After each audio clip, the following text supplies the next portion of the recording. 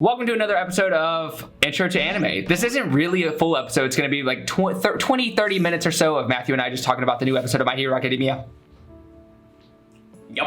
All right, so first of all, this is Season 4, Episode 71. What episode in the actual Season 4 is this? I think it's 8 or 9. Overall impressions, right off the bat, how does your wiener feel? Or how do you feel? Because I don't want to say anything inappropriate. Yeah, pretty erect. It was, I'm not gonna lie, like, compared to, like, the last two episodes, I think that's when it was, like, kind of... Yeah. Just chilling. Or building up.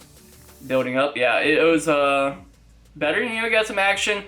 Dude, lots of, like, backstory. I mean, It was, like, machine gunning backstory. Yes. It was, like, the typical tropey style shonen, like, like, just even, like, random characters. Backstory, like a quick, I mean, they were just going off. It started off with a backstory. It literally, the first scene was, you know how the show gets really intense and people are fighting, and then it's like in the moment when they're like sweating and dying, it cuts to like, oh, what's up, Charles? And they're just like, hi, and it goes into why that scene's so important. It literally in the first minute and a half. Before the intro, cut to someone being like intense and then cutting to a flashback. And I was like, how are we already doing the flashback? The episode's literally just started. I have no emotional devotion to this episode yet. And I'm already like... Did you feel like that too? Like there were like so many flashbacks? It was like mostly flashback. It was, but I still, like in the first minute and a half, I was emotional. Seeing some kid who's like, hi, what's your name? And he's like, oh, nothing. I'm just insecure and there's no way I'll ever be a hero. And it's like... Yeah, and seeing like Togeda, small Togeda. Oh my gosh, it was amazing.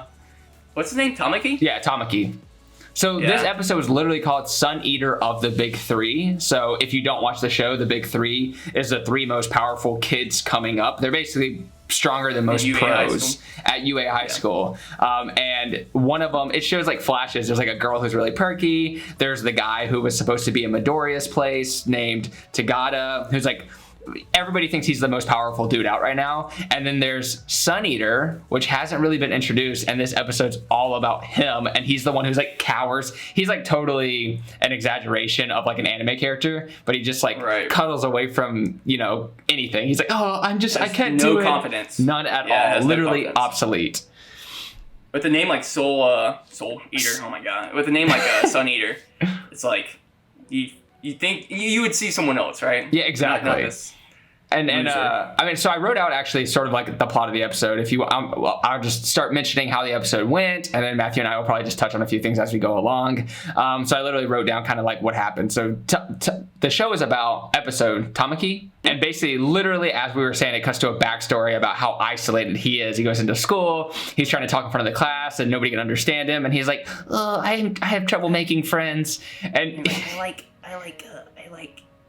the one, I guess, important line that Togeda, that Togeda picked up on, I like heroes. That's what he was trying to say, right? So, it's really cute because it shows Miria Tagada, who's like definitely been the protagonist already, shows him, he's the first one to approach him in this class. And he's basically like, wait, did you say you like heroes? And he's like, and like he literally Which is like a basis for like all the characters in the show, pretty much. Exactly. And like in that world, who wouldn't like, most people on the planet are going to like heroes. It's like walking up and be like, do you like watching TV? Like everyone's like, yeah.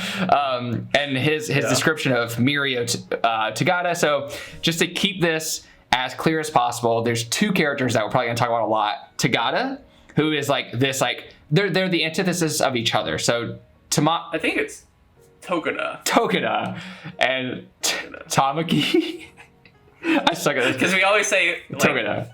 Tagadale. So the episode's about Tamaki, and we're going to say his name a lot, Tamaki, and then Tagada is the other one. So Tagada is the one who's like bright, Tamaki is the one who's dark. And in the very intro, he literally says, Mirio shined like the sun, and the whole episode is about just like that too. He really did. He talks like so like depressing. He's like, Mirio, he has like a shake in his voice. But then it cuts to the present time, and he asks himself right before the intro cuts on, he goes, can I shine as bright as you? The intro starts. And like this is the first minute and a half. That's perfect too, because the intro like starts with a hand on the screen. and the sun's like shining. Yeah, exactly. It's like, my boy. Yeah, my dude's doing it. So that scene was awesome. And honestly, I was already like, this episode's way better. You already know. The last two were so just not. Build-ups. Just build-ups, that's it. So, cuts to the present time. Okay. Then the heroes are telling everyone to calm down while kicking. Oh, yeah, I wrote this because I thought it was funny. The heroes are telling, like, the bad guys to calm down while they're kicking their asses. Yeah. They're like beating the hell. They're like, hey, we have a warrant for your arrest. And they're like punching him in the face. Like, all right. Yeah, it's so weird. Like, that whole scene was super strange because the ending of the previous episode was that big thing knocking down the door. Did we even see that thing? No. Oh, yeah. What happened to him? Yeah, right? So, like, it just kind of went from there and then no fight. And it was like, yo, everyone calm down, you know? And then, oh, we did get to see that dude with the hair. Yes. Blade? Yeah, exactly. The Mr. Brave. Yeah, the one that we like, oh, we're probably not going to see that guy again. Exactly. So I think these, like, the heroes that it's kind of showing right now, the new heroes that's introduced are kind of just for this moment of going into Chisuke's lair, finding the bad guy, and trying to save this girl, Eri. So one thing that the episode really highlights is how much loyalty the bad guys have to each other. Yep. I think that's really cool. Big one. Yeah, because that's always a thing that I feel like always shines on the heroes. We're like, we stick together no matter what. This episode definitely showcased that the bad guys stick together more than the good guys. Yeah. Like, and yeah, Tamaki made a point to say that it was almost like brainwashing. Yeah. Loyalty, and I will say that I don't know, because their loyalty. I think it's on par. You know, like I don't think I think it's justification on why they're the bad guys is what the show's trying to like produce. Exactly. But it's loyalty as it is. So brainwash or not, it's both sides kind of have that same thing going on, you know. I agree 100%. I actually thought that was like it was a weird way to kind of like maybe get the audience just to be like, oh yeah, they're bad guys and they're brainwashed. But yeah, they explained why they have loyalty to the bad hero, and it's a perfectly understandable reason. The dude literally saved them from the brink of death and themselves. Yeah. And that was another point, like the 3 bad guys in the show. Yeah. Well, all the heroes come in, and they go through like a corridor, and all the heroes get held up by pretty much three bad guys in the compound. But yeah, so they all, before Tamaki I guess beats him up or whatever, they're all like it was one flashback back to back to back with all 3. Like, this is why loyalty is important. Each one named like a flashback. Yeah. It was like boom, boom, boom. I was like, yep. Yep, there's a lot of flashbacks basically. Was it kind of burning you out, where you're like, I'm like sick of seeing the backstories? You know what? It's pretty typical in anime. I think this one just had a lot. With this one, it was like quantity over quality. Yeah. You know, so it's just like, hey, let's just produce as many. Let's try to emote something from the audience as fast as possible. Yeah. You know? I think they were trying to like really build up this episode too, because maybe they knew the last 2 were so stagnant that they were just trying to give it everything. And really, like, the episode has like 100 scenes that like try to, produce emotion. Right. But one highlight that I was really excited about is it showed the talent of the little weird guy, who I thought looked really cool. And Mimic. He is a badass, dude. Yeah, so he's a G. He's a G. So he can basically go into anything and like take form of it. So if I was holding my cell phone, he could mimic into my cell phone, and then like my cell phone would move, and he could move my phone like his own person. Right. So he starts off just getting this needle and injecting himself with this extra power. Yeah, he's super powered up for that stuff they used on the Red Riot episode. Exactly. And then he jumps into the wall and starts controlling the building they're in, and he's like this evil face. Right before he jumps in, though, it was weird. He looked like some like blonde buff guy, right? Like, it kind of showed like a shape of an actual human. I forgot about that, yeah. Like, for a split second? Yeah, that was super strange. I don't know what that's about. Me neither. I'm curious. Maybe that's his real form or something? I don't know. Yeah, because he normally walks around as like a little tiny alien looking thing. Anyways, but he basically caused he made it really hard for everyone to move forward because he was shaking the building. He built these holes and the heroes were falling through, and he's basically trapping everyone in the building. So he became like one of the main bad guys who were holding up everyone. And like you were saying, Tamaki was in a room with all the heroes, and then 3 villains showed up. and they each have a power. One has the ability to take anything out of your hands that the other person is holding, which is a really weird power. Larceny. And then the other guy, crystallization. He basically had crystals coming out and they could hurt you and attack you and block stuff. And then the last guy eats things. Yeah, he eats crazy. That dude was creepy looking, man. He was. Big eyes. Yeah. He's wearing a mask, but he can eat literally anything at all. So like probably eat bricks and stuff. But the part where everything... So I wonder, like, with you, all the emotional scenes, to you, was it, like, silly, or were you, like, involved? Were you, like, stoked, or were you kind of like, eh? They were more, I think for this episode, maybe I just wasn't into it as much. It felt more, like, superficial, just, like, very surface level. Right. Well, I mean, most of it. Like, I liked, of course, Tamaki's part is, like, you know, awesome. Like, his own, like, internal feelings and everything, that's where it's at. I think there was another part with Togoda. Yeah. Because I think there's a lot more in the scene that he like starts running after the villain, right? Like he's like, no, I had to keep going because I had to catch him, you know. So like, he seems like, you know, originally like, he was like the kind of logical one. Yeah. You know, not like the Midoriya type, like in a way, you know. Right. Because you know when they were in the alleyway with Chisuke? Yeah. Chisuke. He was the one that was like, hey, we need to chill out. I think at that part, he was like, I'm not letting this, you know, I'm not going to let that happen again. And so he was like all out, even if he was by himself, you know. So that's something to look forward to also because he'll be probably the first one to meet up with some villain. Yeah. And maybe because of his recklessness, something might happen. Or something awesome would happen because he's super... you know, super brave powerful at that point. Yeah. And he's super powerful too. And I mean, his suit can go through anything. I feel like he just go invisible and nothing will like affect him, right? Well, isn't that interesting that the main bad guy's power, Chisuke, is to take matter and to turn it into whatever he wants, and then Lemillion's power, Tagada, is to go through any matter. So I think it's so I think it's pretty interesting. I'm really, really curious as to how that's gonna work out. Quick note though, the bad guys, so they're part of this thing called the 8 Bullets of the Hasai group.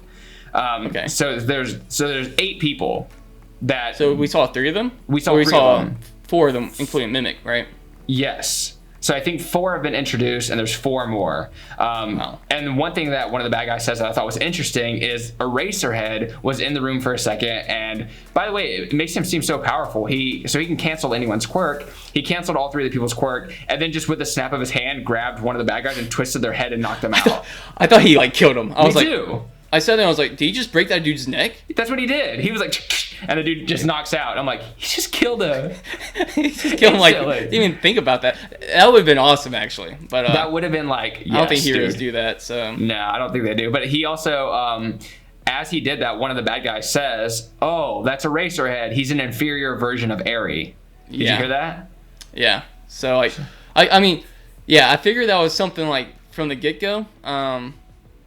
Yeah, Eri has like Eraserhead's like ability, but or vice versa, but her ability is apparently much stronger. And she's a little girl, so that's going to be interesting to see how that pans out, because it is like the ability that heroes shouldn't have, the ability to cancel other ones, to take them completely away. So quick note also, the Tamaki dude, so he's all, I really did like the storyline of like the fact that he's so while they're running, Fat Gum says Tamaki is stronger than every single one of us here. Yeah. So the insecure dude, he's literally stronger than every other hero in that room, including Tagada. Yeah. I think, right? That's what he said. Well, yeah. I think Togoda had already run ahead. Togoda, Togoda. Yeah. Okay, so Togoda wasn't there, so maybe that was intentional. It was like, well, you don't know who's actually stronger. But the implication of the whole episode is even Togoda in the flashback was like, he's like, oh my gosh, dude, you're the one who inspires me. If it weren't for you, which definitely cheap trope. I was like, it is, but that was kind of cheap. But I felt it. I felt it. Yeah, it was cute. But I will say, I like the story of like the person who does not believe in themselves at all is literally the most powerful one, and then the person like Togeda is naturally his quirk. Nobody thinks that it's that good of a quirk, but he's the opposite, where he's so confident and he's so just like, I believe that I can do this, blah, blah, blah, that he has become ultimately powerful. So they're literally the opposite. Right. And I want to see a showdown. Oh yeah, man. Yeah. You know, can I just say the biggest disappointment in this episode? I like the episode overall, but the biggest disappointment in the episode was, Fat Gum just did not produce enough fat puns. I noticed that. You know, so whenever Midoriya and was it Red Riot that knocked down the wall? Yeah. Yeah. Yeah, and he was like, cool. "Oh, they beat me to the punch." Remember when he said that? Yeah. I was like, okay, nice pun, but what really fit the bill? He was like, "Oh, they beat me to the fat." Just added fat in every other word. So like I was noticing that too. Yeah, and I was very disappointed. I was like waiting. So the whole, let's just say all week.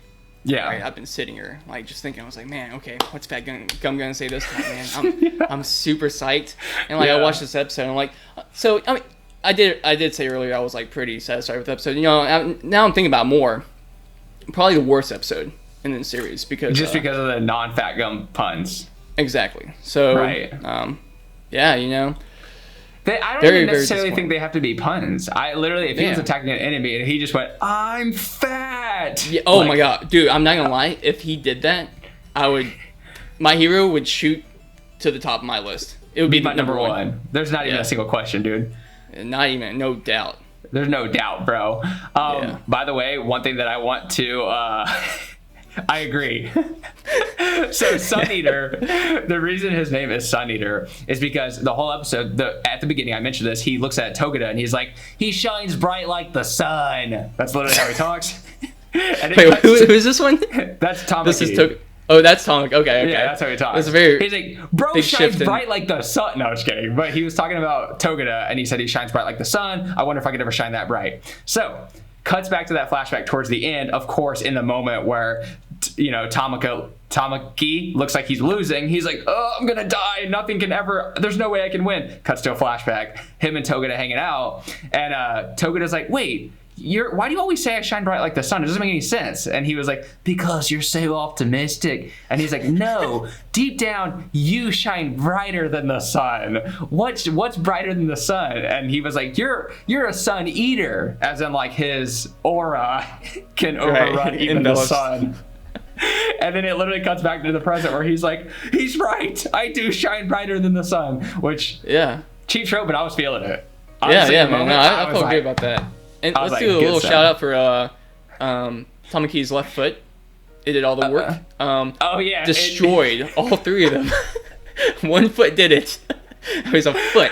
That's a good point. The whole time he had like tentacles flying all over the place. He was like smashing the bad guys. Hybrid, whatever it's called, and he did Chimera something. Yeah. All special attacks. And then the foot came out, no special attack. Doesn't need one. I swear, the moment that foot has a special attack, it's game over.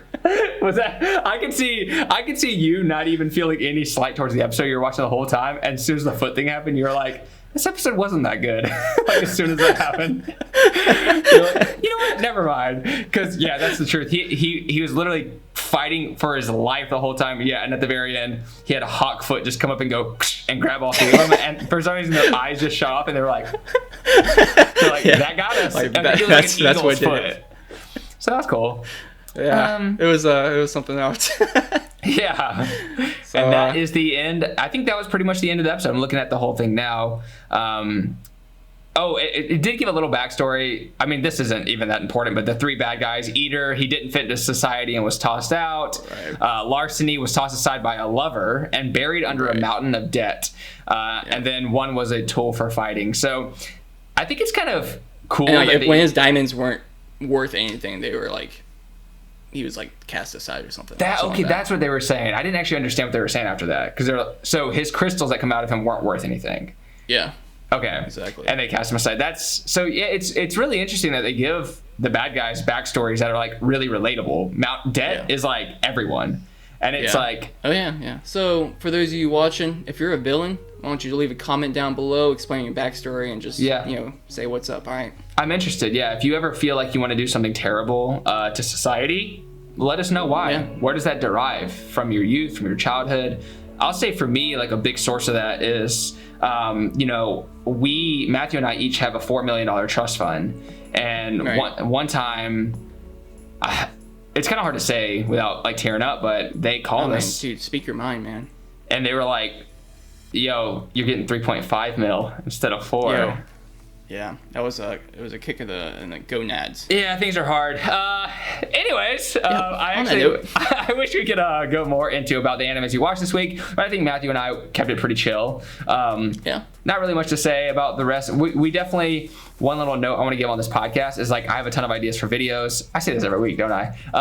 You're good. But Matthew and I want to work on like videos sort of outside of this podcast format sometimes, but I don't know, I always just want this to be funner and funner for us. Like I want us to be able to get on and just like have fun, but also like for me, fun comes from structure. Like I love when there's like things to talk about immediately. Like we're like, okay, let's cover this, and this. That's just like a source of my enjoyment. Yeah. No, I got that. Yeah, I think something else we can do. So I was thinking like one good idea we can have, right, is we get together, throw some D&D in there, right? D&D anime, so everyone loves this. And so we'll have it set up in a room. We'll have like miniatures and stuff. And so the next thing we would do is find out next time on the next episode of the podcast. All right, thank you guys for watching. I'll see you next time for another video. 안녕히 계세요. 안녕히 계세요.